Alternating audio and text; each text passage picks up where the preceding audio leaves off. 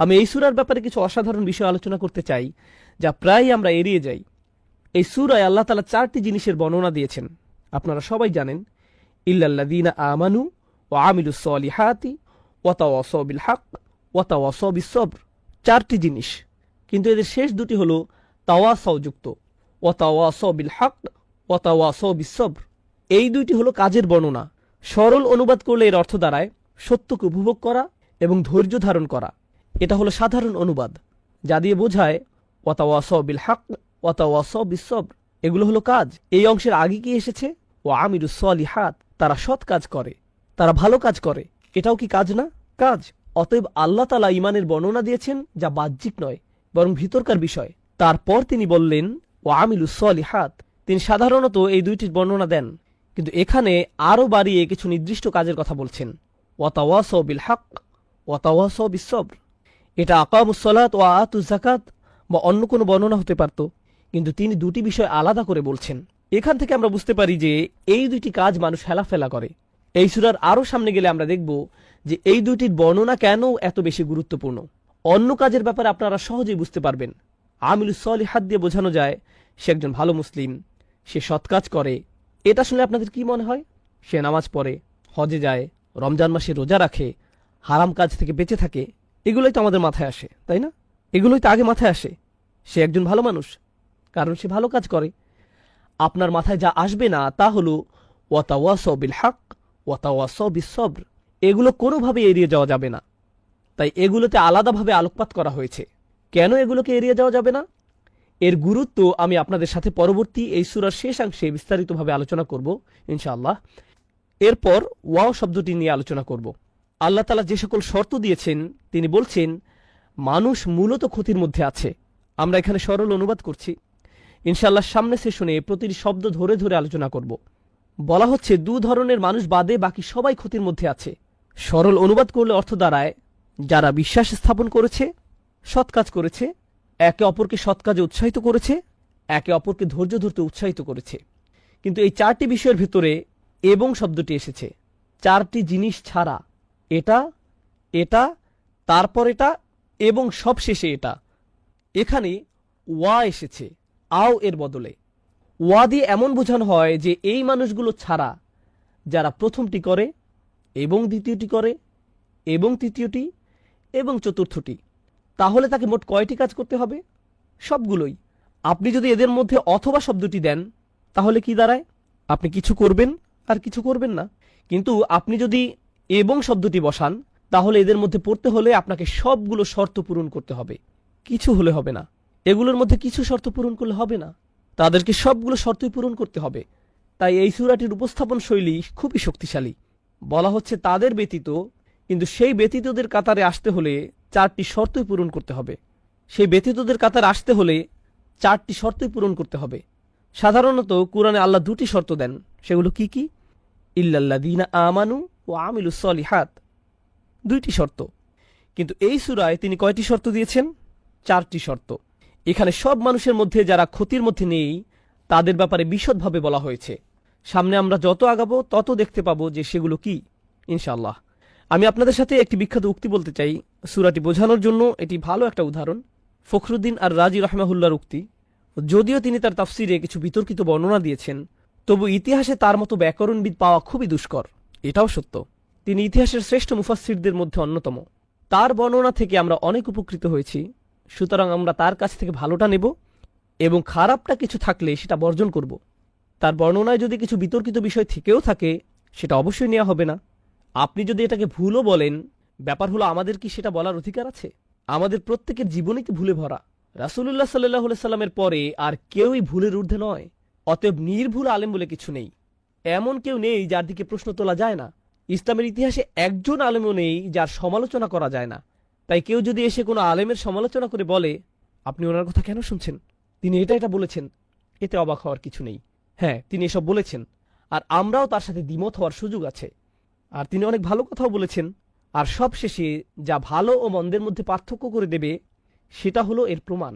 কেউ যদি প্রমাণের ভিত্তিতে কিছু বলে, আমরা মেনে নিই। কেউ যদি প্রমাণ ছাড়া কিছু বলে, আমরা সেটাকে গ্রহণ করি না। মোদ্দা কথা হলো ব্যক্তি নিজেই তার কথার প্রমাণ বহন করে। সুতরাং কোনো মানুষের ভুলের জন্য আমরা তাকে বর্জন করি না। সুতরাং কোনো মানুষের ভুলের জন্য আমরা তাকে একেবারে বর্জন করি না।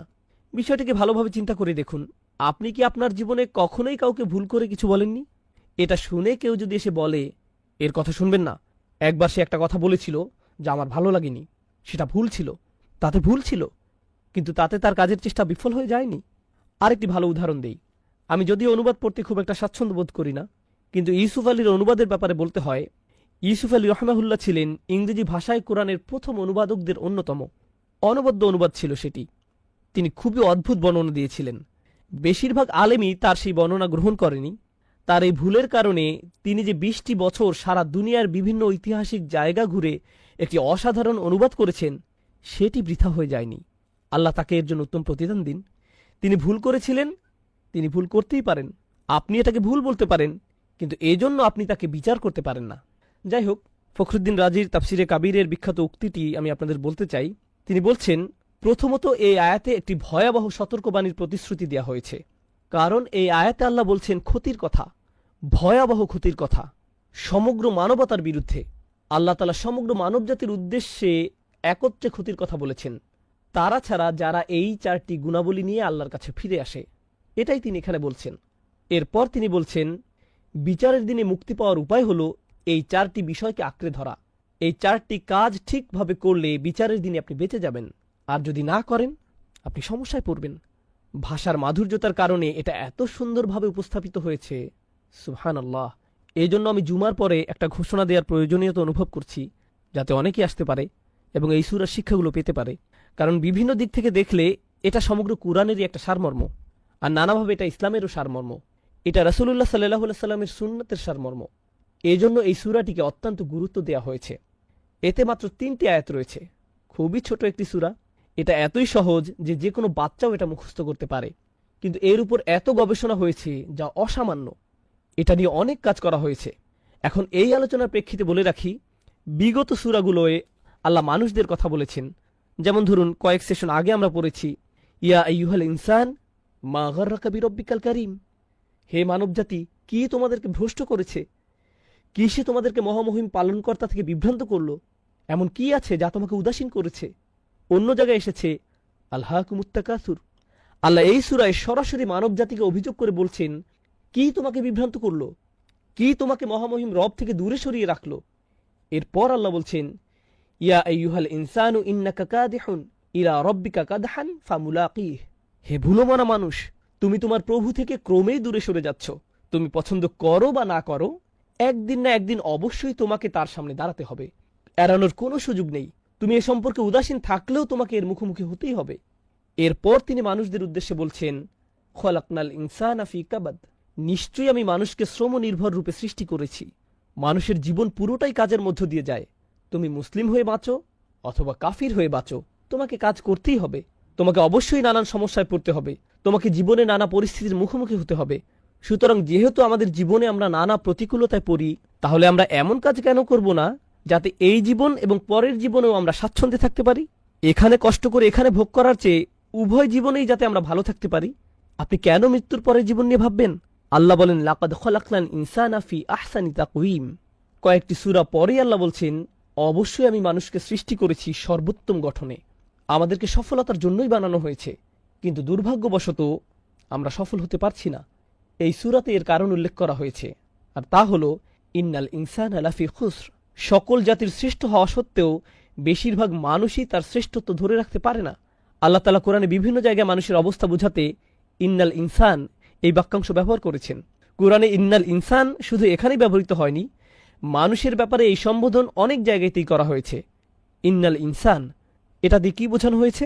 মানব জাতি সন্দেহাতীতভাবে, এরপর অন্য কিছু একটা। আল্লাহ এরপর কিছু বলেছেন, কোনো একটা অবস্থার কথা বলেছেন। আমরা কোরআনে বেশ কয়েকটি জায়গায় আল ইনসানুল কাফুরুম মুবিন এটা পেয়েছি। নিঃসন্দেহে মানুষ সুস্পষ্ট ও পরিষ্কারভাবে অকৃতজ্ঞ এবং তার রবের প্রতি চূড়ান্তভাবে অবাধ্য।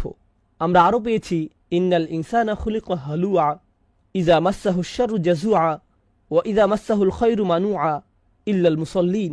মানব জাতিকে দুর্বল করে সৃষ্টি করা হয়েছে, খুবই ভগ্ন।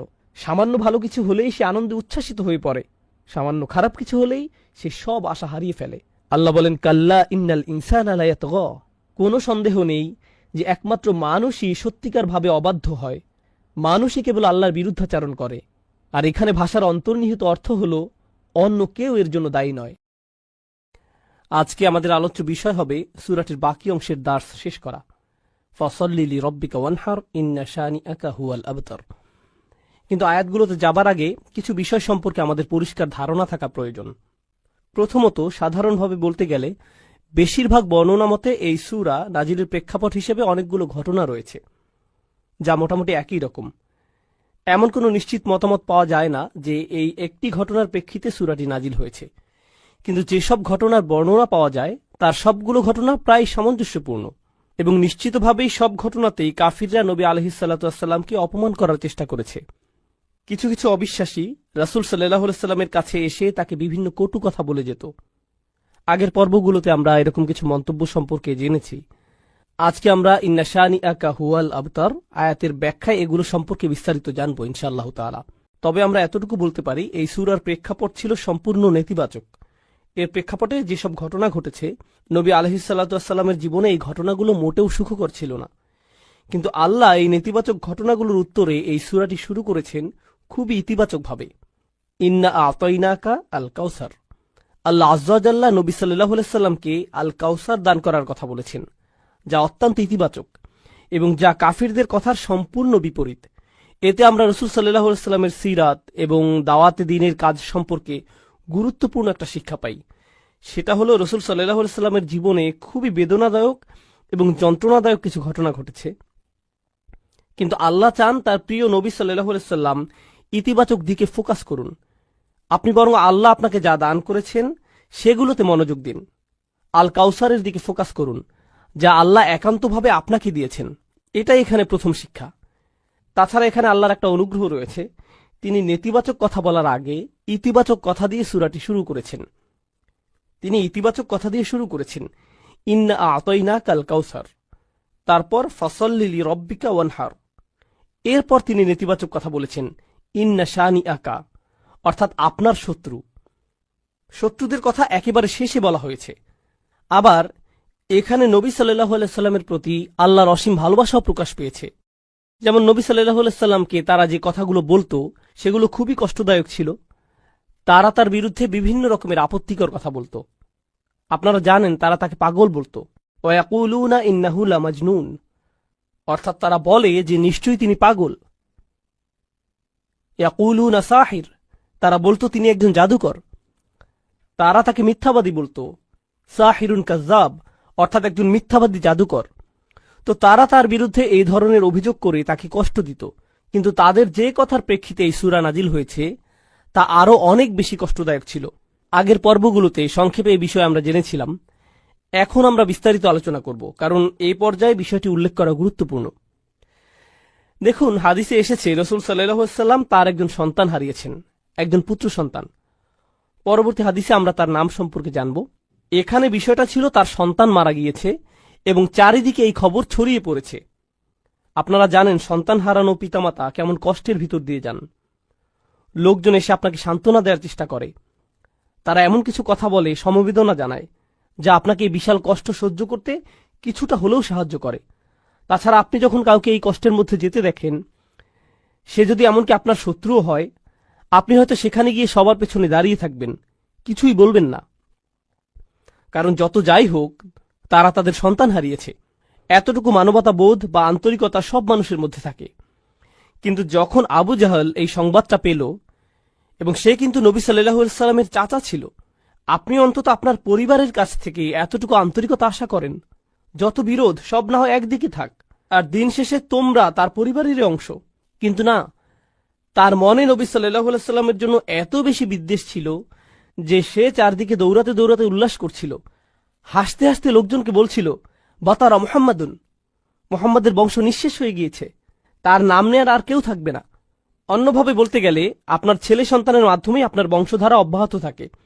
যেহেতু তিনি তার পুত্র সন্তান হারিয়েছেন এবং তার শুধু কন্যা সন্তানেরই অবশিষ্ট আছে, তাই ভবিষ্যতে তার নাম নেয়ার মতো আর কেউ থাকবে না। তাহলে মুহাম্মদ আমাদের জন্য অস্থায়ী একটা সমস্যা, কারণ তার বংশধারা অব্যাহত রাখার মাধ্যম হিসেবে তার কোনো ছেলে সন্তান আর নেই। তাই অচিরেই এই পৃথিবী থেকে তার নাম নিশানা মুছে যাবে। দেখুন কেমন কষ্টের পরিস্থিতিতে তারা এই ধরনের চরম অপ্রীতিকর কথাগুলো বলছে। এই কথাগুলো এত বেশি যন্ত্রণাদায়ক ছিল যে আল্লাহ আজ্জাল্লাহ তাদের কথা কোরআনে উদ্ধৃতিও করেননি। তিনি এভাবে বলেননি ইয়াকুলুনা হুয়া আবতার অথবা হুয়া আবতার। তিনি বলেননি যে তারা বলে তার বংশ নিঃশেষ হয়ে গেছে। তিনি নবী সাল্লাল্লাহু আলাইহি সাল্লামের সামনে তাদের সেই যন্ত্রণাদায়ক কথার উদ্ধৃত করে তাকে আঘাত দিতে চাননি। তিনি বিভিন্ন সূরায় তাদের বিভিন্ন কথা উদ্ধৃত করেছেন, যেমন তারা বলেছিল তিনি পাগল, তিনি একজন জাদুকর এবং তিনি একজন মিথ্যাবাদী। কিন্তু এই ক্ষেত্রে তিনি তাদের কথাগুলোকে উদ্ধৃত করেননি। তিনি সরাসরি তাকে সান্ত্বনা দিয়েছেন, ইন্না শানিআকা হুয়াল আবতার, আপনার শত্রুরাই নির্বংশ নিশ্চিহ্ন হবে। তাহলে আল্লাহ আজ্জাল্লাহ এখানে কাফিরদের কথাটা হুবহু উদ্ধৃত করেননি। এটা নিঃসন্দেহে নবী সাল্লাল্লাহু আলাইহি সাল্লামের প্রতি আল্লাহর অসীম ভালোবাসার বহিঃপ্রকাশ। পরিশেষে আমরা এই সূরায় আরও একটা অসাধারণ শিক্ষা পাই। এখানে আল্লাহ কেবল নবী সাল্লাল্লাহু আলাইহি সাল্লামের মনোযোগ অন্যদিকে আকৃষ্ট করেননি। রাসূল সাল্লাল্লাহু আলাইহি সাল্লাম তার সন্তান হারিয়েছেন। যখন কেউ এভাবে সন্তান হারায় তার কাছে আর কোনো কিছুই ভালো লাগে না। এটা যে কোনো মানুষের ক্ষেত্রে হতে পারে, সব মানুষের ক্ষেত্রে এমনটা হয়। কেউ যখন তার সন্তান হারায় তখন তার বাড়ি, ব্যাংক ব্যালেন্স অথবা অন্য যে কোনো কিছুর কথা মাথায় আসে না। মনের মধ্যে শুধু সন্তান হারানোর তীব্র ব্যথাই অনুভূত হয়। মা বাবার কাছে তাদের সন্তানেরা শ্রেষ্ঠ সম্পদ, তাই না? নবী সাল্লাল্লাহু আলাইহি সাল্লামের এমন কষ্টের মুহূর্তে আল্লাহ আজ্জাল্লাহ প্রথমে তাকে সমবেদনা জানাচ্ছেন, ইন্না আ'তাইনাকা আল কাউসার। তিনি তার সন্তান হারিয়েছেন আর আল্লাহ তাকে বলছেন আপনি সীমাহীন কল্যাণপ্রাপ্ত হয়েছেন, আপনি প্রাচুর্য লাভ করেছেন। আগের পর্বগুলোতে আমরা লিস্ট আকারে এগুলো সম্পর্কে জেনেছি, কিন্তু এরপরেও কিভাবে এই যন্ত্রণাদায়ক পরিস্থিতি মোকাবেলা করা যায়, কাফিরদের কথার যথাযথ জবাব দেওয়ার পাশাপাশি এই সূরায় আমাদের শেখানো হচ্ছে কিভাবে আমরা বিশেষ করে পরিবারের কাউকে হারানোর তীব্র যন্ত্রণা, অসহ্য মানসিক কষ্ট, হতাশা এগুলো থেকে মুক্তি পেতে পারি। প্রথমত, আল্লাহ আপনাকে যা যা নিয়ামত দান করেছেন সেগুলোতে মনোযোগ দিন।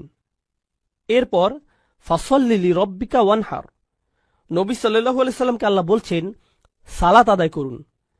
আল্লাহ বলছেন দুঃখ, কষ্ট, যন্ত্রণা থেকে মুক্তির উপায় হল সালাত আদায় করা। সুবহানাল্লাহ। জানেন এখানে সালাত আদায়ের দুইটা দিক আছে। প্রথমত, শেষ আয়াতের সাথে সালাতের সম্পর্ক আছে, আবার প্রথম আয়াতের সাথেও সালাতের সম্পর্ক আছে। তাহলে মাঝখানের আয়াত ফাসল্লি লিরাব্বিক হল এই সূরার মূল আয়াত। প্রথম আয়াতে আল্লাহ নবী সাল্লাল্লাহু আলাইহি সাল্লামকে যা দান করেছেন সেই সম্পর্কে বলা হয়েছে। আর কোনো উপহার পেলে আপনার কি করা উচিত? আপনার কৃতজ্ঞতা প্রকাশ করা উচিত, এবং কৃতজ্ঞতা প্রকাশের শ্রেষ্ঠ মাধ্যম হল সালাত আদায় করা। তাহলে প্রথম আয়াতের প্রতিক্রিয়া হল ফাসল্লি লিরাব্বিক। আবার দ্বিতীয়ত, তার শত্রুদের কাছে থেকে যে অসহনীয় দুঃখ কষ্ট তিনি পেয়েছেন, যাদের কথা শেষ আয়াতে বলা হয়েছে, এই কষ্টগুলো মোকাবেলা করার জন্য আপনি কি করেন?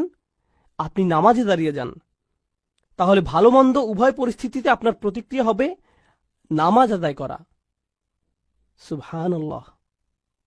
এখন চলুন নবী সাল্লাল্লাহু আলাইহি সাল্লামের সন্তানদের সম্পর্কে আমরা জানব। আন ইবনে আব্বাস রাদিয়াল্লাহু তাআলা আনহুমা কল, ইবনে আব্বাস রাদিয়াল্লাহু আনহুমা হাদিসটি বর্ণনা করেছেন, কান আকবরু ওয়ালাদি রাসূলুল্লাহ সাল্লাল্লাহু আলাইহি ওয়াসাল্লাম আল কাসিম। রাসূল সাল্লাল্লাহু আলাইহি সাল্লামের বড় সন্তানের নাম ছিল কাসিম রাদিয়াল্লাহু আনহু। সুম্মা জাইনাব, তারপর জাইনাব, সুম্মা আব্দুল্লাহ, তারপর আব্দুল্লাহ, সুম্মা উম্মু কুলসুম, সুম্মা ফাতিমা, সুম্মা রুকাইয়া, ফামাত আল কাসিম। তাহলে এখান থেকে আমরা তার সন্তানদের বয়সের ক্রমও জানতে পারি। তো প্রথম সন্তান ছিলেন কাসিম, তারপর জাইনাব, তারপর আব্দুল্লাহ, তারপর উম্মে কুলসুম, তারপর ফাতিমা, তারপর রুকাইয়া। মাক্কি যুগের শেষের দিকে কাসিম রাদিয়াল্লাহু আনহু ইন্তেকাল করেন। এরপর মাদানী যুগে আব্দুল্লাহও মারা যান। কারো কারো মতে সূরাটি কাসিম রাদিয়াল্লাহু তাআলা আনহুর মৃত্যুর প্রেক্ষাপটে নাজিল হয়, আবার অন্যদের মতে আব্দুল্লাহ রাদিয়াল্লাহু তাআলা আনহুর মৃত্যুর পরে এটি নাজিল হয়। আবার অন্য একটি বর্ণনায় আমরা রাসূল সাল্লাল্লাহু আলাইহি সাল্লামের আরও একজন সন্তানের কথা জানতে পারি, ইব্রাহিম রাদিয়াল্লাহু আনহু। তাহলে তার কোন সন্তানের মৃত্যুর প্রেক্ষিতে সূরাটি নাজিল হয়েছে এই ব্যাপারে বিভিন্ন মতামত পাওয়া যায়।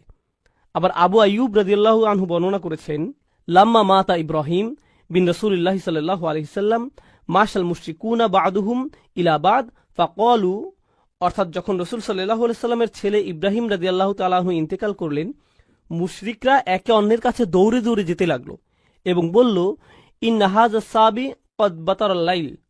সাবি মানে যার আর কোনো সন্তান হবে না, যার কোনো ছেলে সন্তান নেই, কোনো পরবর্তী বংশধর নেই। আজ রাতে তার বংশধারা নিঃশেষ হয়ে গেছে। এটা বলে তারা উৎসব করতে লাগলো। ইব্রাহিম রাদিয়াল্লাহু তাআলা আনহুর মৃত্যুর বর্ণনাই অধিক জোরালো। তো এবার আসুন, ফাসল্লি লিরব্বিক, এই আয়াতটি শুরু হয়েছে ফা অক্ষর দিয়ে। ফা সল্লি লিরব্বিক। এখানে ফা সম্পর্কে ইমাম আল আলুসি বলছেন, আল ফা ফি কওলিহি তাআলা, তিনি বলছেন আল্লাহ যখন আয়াতে ফা অক্ষরটি উল্লেখ করেছেন, লিতারতিবি মা বাদাহা আলা মা ক্বাবলাহা, এই ফা অক্ষরটি এর পূর্ববর্তী বাক্যাংশের উপর গুরুত্বারোপ করে এবং এটি ফা এর পূর্ববর্তী কথার সাথে এর পরের কথাকে সম্পৃক্ত করে। ফাইন্না ইতাআ তাআলা ইয়াহু আলাইহিস সালাতু ওয়াস সালাম মা যুকিরা মিনাল আয়াতিল্লাতি লাম ইউতিহা আহাদাম মিনাল আলামিন। অর্থাৎ যেহেতু প্রথম আয়াতে বলা হয়েছে নবী সাল্লাল্লাহু আলাইহি সাল্লামকে আল্লাহ প্রাচুর্য দান করেছেন, আর তিনি তাকে যা কিছু দান করেছেন সবই অসাধারণ এবং অতুলনীয়। তাছাড়া এগুলো এমন কিছু ছিল যা তিনি এই পৃথিবীর আর কাউকে দেননি। মুস্তাওজাবুন লিল মা'মুরি বিহি আই ইস্তিজাব। এজন্য এটা রসুল সাল্লাল্লাহু আলাইহি সাল্লামের জন্য গুরুত্বপূর্ণ ছিল যে তিনি এই সীমাহীন কল্যাণ লাভের জবাবে কৃতজ্ঞতা প্রকাশ করবেন। এই অসীম নিয়ামতের জন্য সারা দিয়ে কৃতজ্ঞতা প্রকাশ করা খুবই জরুরি।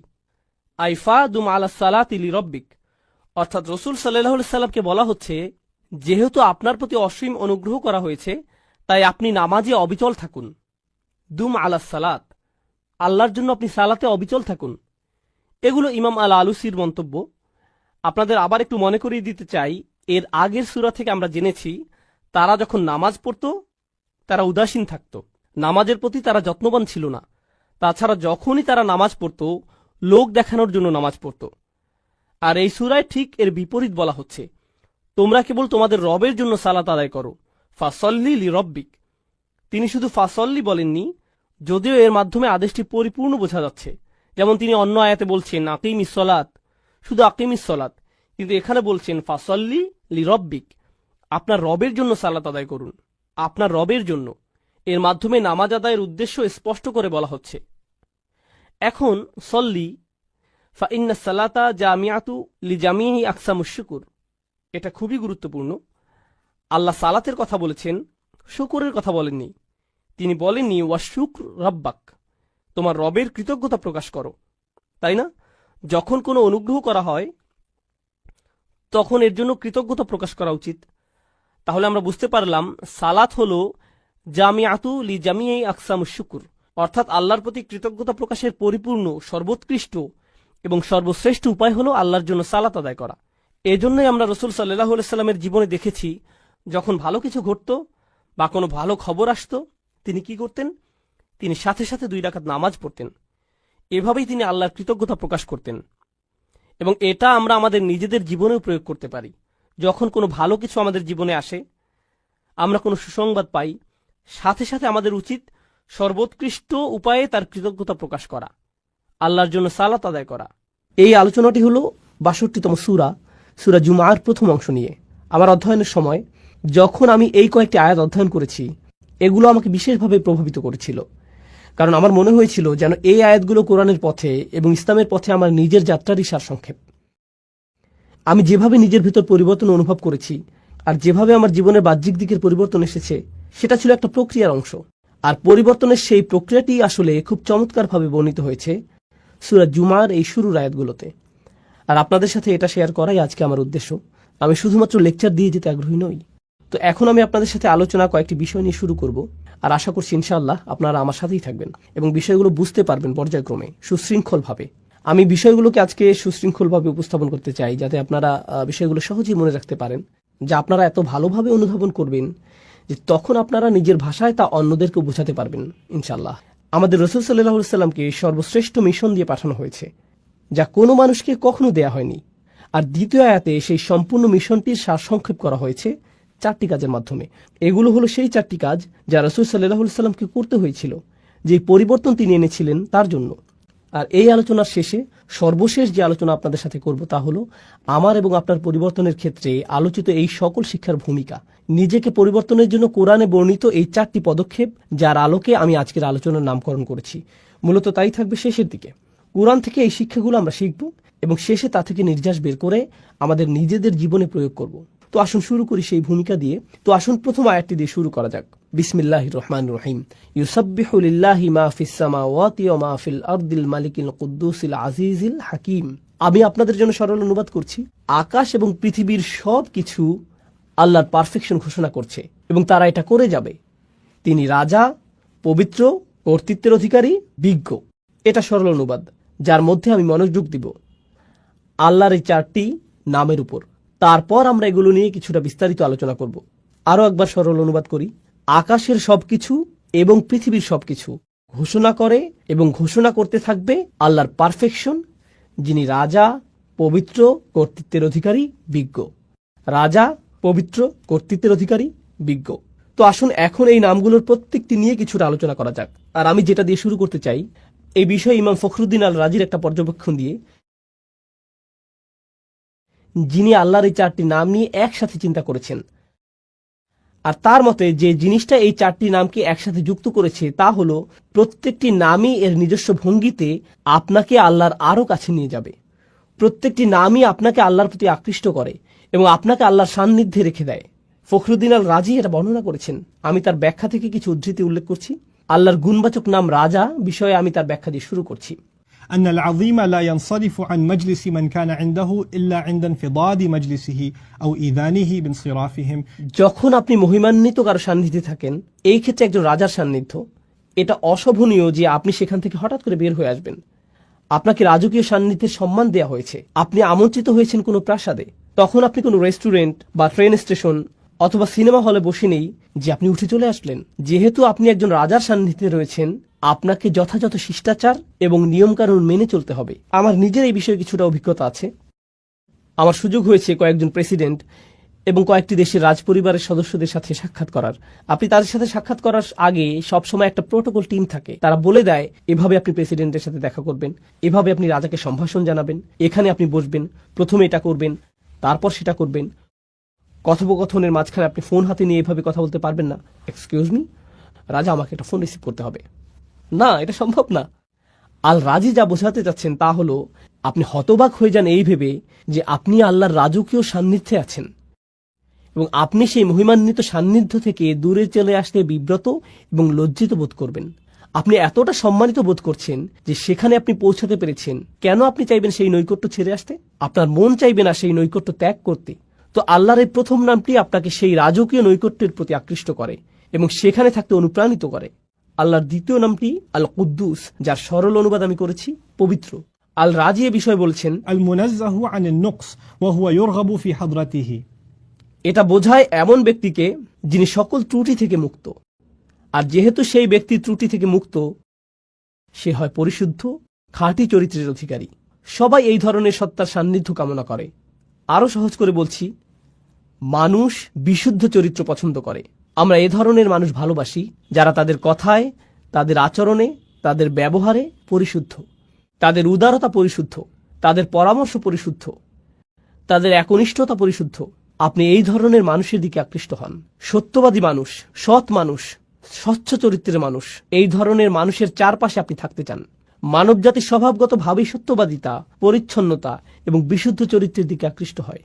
বাহ্যিক দিক থেকেও আপনি যদি কোনো দূষিত এলাকায় বসবাস করেন যেখানে রয়েছে ধুলাবালি এবং এ জাতীয় জিনিস, মানুষ সেটা থেকে কোথায় চলে আসতে চায়? প্রাকৃতিক পরিবেশে, যেখানে তারা তাজা হাওয়ার শ্বাস নিতে পারবে, যেখানে তারা বিশুদ্ধ পানি পান করতে পারবে। বিশুদ্ধতা এমন একটা বিষয় যা মানুষকে যেমন আকৃষ্ট করে মানসিক দৃষ্টিকোণ থেকে, শারীরিক দিক থেকেও আমরা বিশুদ্ধতা এবং পরিচ্ছন্নতার প্রতি আকৃষ্ট হই। আমরা ময়লা, অপরিচ্ছন্নতা থেকে দূরে থাকতে চাই। এটা মানব প্রবৃত্তি যা আল্লাহ আমাদের মধ্যে দিয়েছেন। তো আপনি যখন আল্লাহর পরিচয় পান চূড়ান্ত পবিত্র পরিশুদ্ধ সত্তা হিসেবে, তার সান্নিধ্য আপনাকে পরিশুদ্ধ করতে থাকে। তখন আপনি আপনার ভিতরে পরিবর্তন লক্ষ্য করেন। আর এই অবস্থায় আপনি সেই সান্নিধ্য ত্যাগ করতে চান না। তো এই পর্যন্ত বলেছি আল্লাহর 2টি নাম। দ্রুত রিভিশন দিচ্ছি। রাজা, এটি ছিল প্রথম নাম, এবং পবিত্র, এটি ছিল দ্বিতীয় নাম। আল্লাহর তৃতীয় নামটি হলো কর্তৃত্বের অধিকারী, আল আজিজ। يعتز الملتفون حوله فمفارقتهم حضرته تفريط في العزة। আমি নামগুলোকে সহজ রাখার চেষ্টা করছি যাতে আপনারা শব্দগুলো মনে রাখতে পারেন। নামগুলো হলো রাজা, পবিত্র, কর্তৃত্বের অধিকারী, বিজ্ঞ। এখন আমরা কর্তৃত্বের অধিকারী নামটিতে আছি। তো আসুন আরবি ভাষা অনুযায়ী আল আজিজ শব্দটি নিয়ে কিছুটা আলোচনা করি। এর মধ্যে আসলে দুইটি অর্থ অন্তর্ভুক্ত। এর একটি অর্থ হলো কর্তৃত্ব, যা আমি ইতিমধ্যে অনুবাদ করেছি, কিন্তু এর অর্থের মধ্যে সম্মান এবং মর্যাদা অন্তর্ভুক্ত। আর আপনি যদি এই দুইটি অর্থকে মিলিত করেন, তখন আল আজিজ যে ধারণাটি প্রদান করে তা হলো এমন কর্তৃত্ব যিনি সম্মানেরও যোগ্য। এটা গুরুত্বপূর্ণ একটা স্বতন্ত্র বৈশিষ্ট্য, কারণ এমন মানুষ আছে যাদের কর্তৃত্ব আছে কিন্তু তাদের কোনো সম্মান নেই। এমন এলাকা আছে যেখানে পুলিশের যথেষ্ট কর্তৃত্ব আছে কিন্তু এলাকার মানুষ তাদেরকে সম্মান করে না। এমন মানুষ থাকতে পারে যার সম্মান আছে, একজন শিক্ষক, কিন্তু তার কোনো কর্তৃত্ব নেই, এরকমও ঘটতে পারে। কিন্তু আল আজিজ হলেন এমন সত্তা যার কর্তৃত্ব আছে এবং তিনি একই সাথে সম্মানিত। আল রাজি বলেছেন, কেন এই নামটি আকর্ষণকারী? তার মতে এই সবগুলো নামই কোনো না কোনোভাবে আকর্ষণ সৃষ্টিকারী, তাই না? এগুলো আপনাকে আল্লাহর নিকটবর্তী করে। তিনি বলেন, এই গুণটিও রাজার মতো। একজন সম্মানিত এবং কর্তৃত্বের অধিকারী ব্যক্তি আপনাকে আমন্ত্রণ জানিয়েছেন, তার নৈকট্য লাভ করেছেন। আপনি সেই নৈকট্য ছেড়ে আসলে তিনি অসম্মানিত হবেন না, বরং আপনি নিজে অসম্মানিত হবেন। আপনি সেই সম্মান থেকে বঞ্চিত হবেন। আপনি আমন্ত্রণ পেয়েছেন সম্মানিত কোনো ব্যক্তির পক্ষ থেকে, আপনি আমন্ত্রণ পেয়েছেন কর্তৃত্বের অধিকারী কোনো ব্যক্তির কাছ থেকে। তো আপনার তার প্রতি আনুগত্য প্রদর্শন করা, সেখানে গিয়ে অবস্থান করার অর্থ হলো আপনার নিজেকে সম্মানিত করা। তো মানুষ আসলে সম্মানিত হতে পারে আল আজিজের সান্নিধ্য পাওয়ার মাধ্যমে।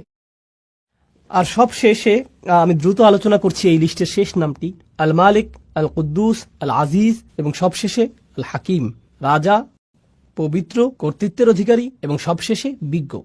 إذا فارق أحد حضرته فاته في كل آن شيء من الحكمة। চমৎকার কথা।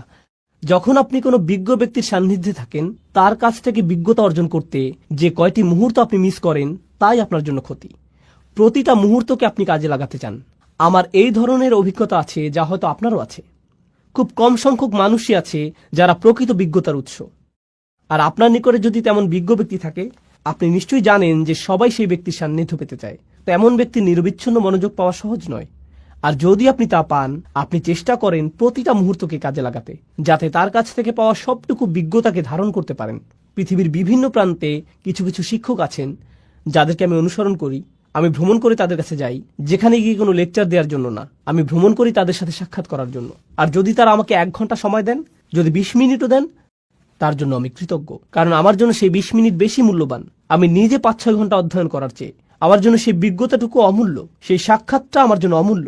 তো বিজ্ঞ ব্যক্তির নৈকট্যে প্রতিটা মুহূর্তই মূল্যবান, এবং এটা এমন ঘনিষ্ঠ অন্তরঙ্গ সম্পর্ক কোনো শিক্ষক অথবা বয়স্ক কারো সাথে, যিনি আপনাকে তত্ত্বাবধান করেন, ভালোবাসেন এবং এর মাধ্যমে আপনি বিজ্ঞতা অর্জন করতে পারেন। তো এই হলো আল্লাহর 4টি নাম যা এই আয়াতের মধ্যে বর্ণিত হয়েছে: রাজা, পবিত্র, কর্তৃত্বের অধিকারী এবং বিজ্ঞ। এটা ছিল ইমাম রাজির চিন্তা, এবং কিভাবে তিনি নামগুলোকে বিশ্লেষণ করেছিলেন তার বর্ণনা। আমি তার এই বিশ্লেষণের সাথে আমার কিছু চিন্তা যোগ করতে চাই। আমি আপনাদের সাথে যা শেয়ার করতে চাই তা হলো, আল্লাহর এই নামগুলোকে আরো সাজানো যায়। 4টি নামকে 2 জোড়ায় ভাগ করা যায়, আর সেই 2টি জোড়া হলো, প্রথম এবং তৃতীয় নাম দুটি একরকম, আবার দ্বিতীয় এবং চতুর্থ নাম দুটির মধ্যে মিল রয়েছে।